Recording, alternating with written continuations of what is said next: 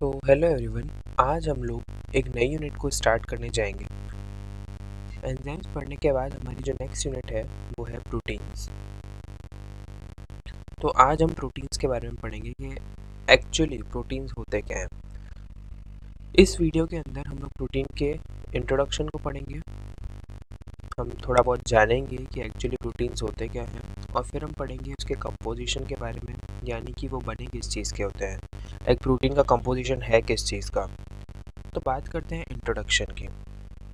Proteins आखिर होंगे क्या, मतलब है क्या चीज़। तो प्रोटीन्स हमारे बायोमोलिक्यूल्स होते हैं। ये चीज़ हमें ऑलरेडी पता होनी चाहिए। हमारे पास मेनली 4 ही तो बायोमोलिक्यूल्स हैं, जिनके अंदर एक मेजर बायोमोलिक्यूल हमारा प्रोटीन है। सेकेंड बात ये कि सबसे ज़्यादा डाइवर्सिफाइड बायोमोलिक्यूल्स, यानी कि जिनका सबसे ज़्यादा डाइवर्स नेचर या फिर डाइवर्स फंक्शन होता है, वो हमारे प्रोटीन्स हैं। सपोज़ कोई सेल की मेम्ब्रेन है, उसमें से किसी एक मॉलिक्यूल को इधर से इधर ट्रांसफ़र करना है, तो उस टाइम पे जो प्रोटीन प्रेजेंट होगा उस मेम्ब्रेन में जो कि उसको ट्रांसफ़र करेगा, वो हमारा एक प्रोटीन है। सिमिलरली इस मॉलिक्यूल को कहीं से यहाँ तक लाने के लिए भी एक कोई कैरियर प्रोटीन यूज़ हो सकता है। इस सब प्रोसेस को रेगुलेट करने के लिए भी रेगुलेटरी प्रोटीन्स हो सकते हैं।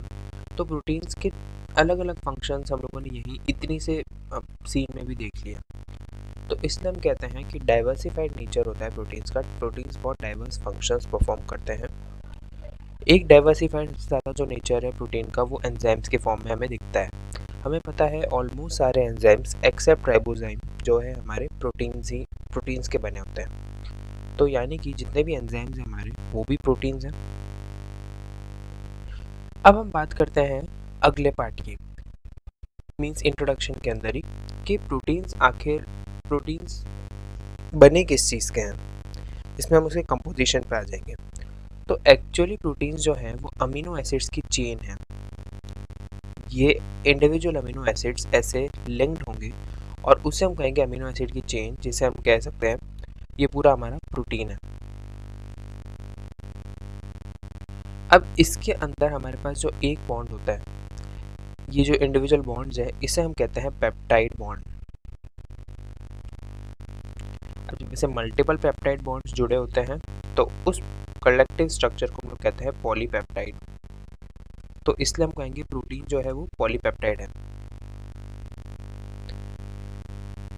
ये आप ध्यान रखिए कि अगर हम बात करें डाईपेप्टाइड की, तो डाईपेप्टाइड हमारा ये होगा, लेकिन डाईपेप्टाइड नाम इसका डाईपेप्टाइड है, लेकिन इसके अंदर पेप्टाइड चेन कितनी है, 1 पेप्टाइड चेन है। तो ये चीज़ हो गई हमारी बेसिक इंट्रोडक्शन ऑफ प्रोटीन्स। एक और चीज़ की बात कर ले, वो ये कि प्रोटीन्स के स्ट्रक्चर कैसे कैसे एग्जिस्ट कर सकते हैं। What are the various structures of proteins. तो ये जो अमीनो एसिड्स हैं, जब इनकी चेन बनती है, अब इस चेन की फर्दर फोल्डिंग और कॉइलिंग होके फर्दर स्ट्रक्चर्स बनते हैं। तो जो सिंपल लीनियर चेन है उसे हम कहते हैं 1 डिग्री या फिर प्राइमरी स्ट्रक्चर। एक होता है हमारे पास सेकेंडरी स्ट्रक्चर, एक होता है हमारे पास टर्शरी स्ट्रक्चर, और एक हमारे पास होता है इसका क्वाटर्नरी स्ट्रक्चर। इन 4 स्ट्रक्चर्स के बेसिस पे हमारे जो है प्रोटीन्स ऑर्गेनाइज होते हैं, इन 4 स्ट्रक्चर्स के ऊपर। और इसके अंदर भी सबसे ज़्यादा जो मेन यूज़ होता है हमारा एंजाइम्स में और बाकी प्रोटीन्स में, वो हमारा टर्शरी स्ट्रक्चर है।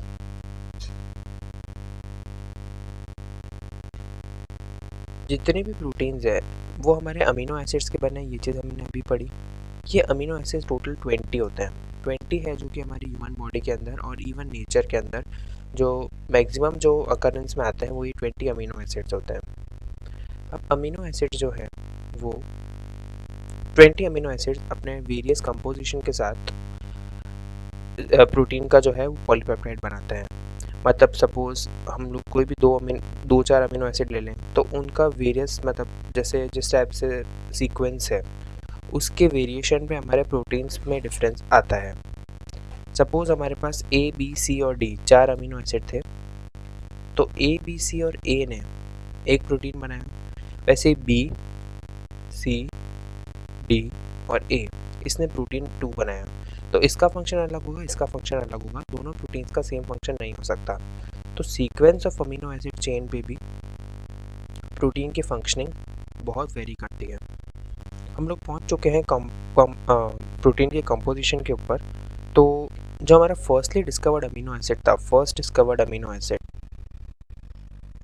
जो सबसे पहले हम लोगों ने डिस्कवर किया था वो था एस्पार्जीन। और ये एस्पार्गस के अंदर से एक्सट्रैक्ट किया गया था, इसलिए हम लोगों ने इसका नाम दिया एस्पार्जीन। और जो लास्ट अमीनो एसिड जो हम लोगों ने डिस्कवर किया था वो है थ्रियोनिन। और थ्रियोनिन अभी ही रिसेंटली डिस्कवर हुआ था 1938 के अंदर, इसे अभी 100 साल भी नहीं हुए। बाकी जो हमारे मेजॉरिटी ऑफ अमीनो एसिड्स हैं, जैसे एस्पार्जीन था उसे एस्पार्गस पर नाम दिया गया। वैसे ही अगर हम बात करें ग्लूटामिक एसिड की या फिर ग्लूटामेट की, तो ग्लूटामेट जो है उसको हम लोगों ने व्हीट ग्लूटेन से एक्सट्रैक्ट किया था। ग्लूटेन क्या होता है? शुगर। तो व्हीट के अंदर जो स्वीट टेस्टिंग पार्ट था उसके अंदर एक्चुअली ग्लूटामेट प्रेजेंट था, तो उसका नाम वहाँ से आया। सिमिलरली टायरोसिन की बात करते हैं, तो टायरोसिन हमारा एक चीज़ से एक्सट्रैक्ट किया गया था और चीज़ को टायरोस कहते हैं इन ग्रीक एंड लेटिन। तो उसकी वजह से जब चीज़ को हम लोग वहाँ पर टायरोस कहा जाता है, तो उससे जो अमीनो एसिड एक्सट्रैक्ट किया उसे टायरोसिन कह दिया। तो ये डिपेंड करता है, मतलब अमीनो एसिड कहाँ से एक्सट्रैक्ट हो रहा है उसके बेसिस पे उसका नाम पड़ा था ओरिजिनली। आगे बात करते हैं कॉमन स्ट्रक्चरल फीचर्स क्या होते हैं अमीनो एसिड के, जो सबके अंदर ही कॉमन होंगे। सारे अमीनो एसिड्स के अंदर ऐसे क्या स्ट्रक्चरल फीचर्स है? अब स्ट्रक्चर बोले तो उसका जो फॉर्मूला है या फिर उसका जो स्ट्रक्चर बनता है, तो अमीनो एसिड के अंदर एक कार्बन होता है मेन, जिसको हम अल्फ़ा कार्बन कहते हैं। इस अल्फ़ा कार्बन के साथ हमारे 4 डिफरेंट ग्रुप्स अटैच्ड होते हैं। एक हमारा हमेशा हाइड्रोजन रहेगा हर अमीनो एसिड के अंदर, एक हमारा हमेशा COOH रहेगा, एक हमारा हमेशा NH2 रहेगा। टू बी मोर एक्यूरेट हम लोग COOH और NH2 की पोजीशन को चेंज कर देते हैं। यहाँ पर हमारा COOH रहेगा, यहाँ हमारा NH2 रहेगा और यहाँ पर हमारा R ग्रुप रहेगा। अब इस R ग्रुप के डिफरेंस से हमारे अलग अलग टाइप के जितने भी अमीनो एसिड्स हैं वो बनते हैं। इनफैक्ट ये R ग्रुप अमीनो एसिड की प्रॉपर्टी डिसाइड कर सकता है। ये R ग्रुप अमीनो एसिड को एसिडिक बना सकता है, ये उसको बेसिक बना सकता है, साथ में उसको नेगेटिवली चार्ज अमीनो एसिड बना सकता है, पॉजिटिवली चार्ज अमीनो एसिड बना सकता है, एरोमेटिक अमीनो एसिड बना सकता है। तो ये सब इस R ग्रुप के कंपोजिशन या फिर इसके फॉर्मूला के ऊपर डिपेंड करता है। बात करते हैं की कन्वेंशन ऑफ अमीनो एसिड के, अमीनो एसिड की एक्चुअली नेमिंग कैसे होती है। तो इसके 2 मेथड्स है जो हमें समझने हैं। हमारा यूज़ का तो फर्स्ट मेथड ही है। फर्स्ट मेथड हमारा 3 लेटर कोड है। अब बात करें 3 लेटर कोड की, तो 3 लेटर कोड हमारा हर अमीनो एसिड के लिए यूनिक है। ज़रूरी नहीं है कि वो हमेशा 3 लेटर फर्स्ट वाले ही लें और ज़रूरी भी नहीं है कि वो आगे के कोई लेटर्स ले लें। फॉर एग्ज़ाम्पल LYS ये हम लोग लाइसिन के लिए यूज़ करते हैं। वैसे ही हमारा थ्रियोनिन उसे हम THR यूज़ करते हैं उसके लिए।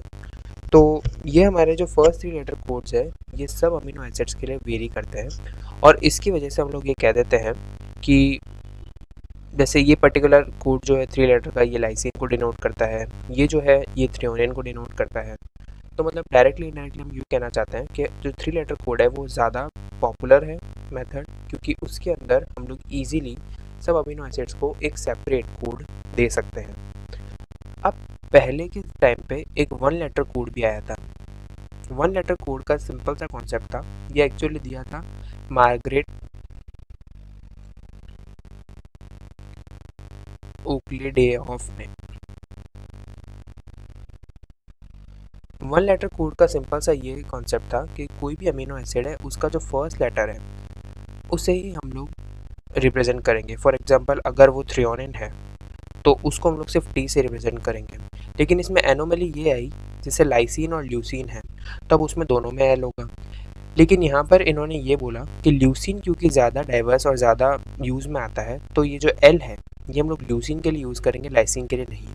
तो इस एनोमली को ही दूर करने के लिए हम लोगों ने 3 लेटर कोड पढ़ा, या फिर हमारा 3 लेटर कोड जो है वो यूज़ में आया और यही हमारा पॉपुलर है।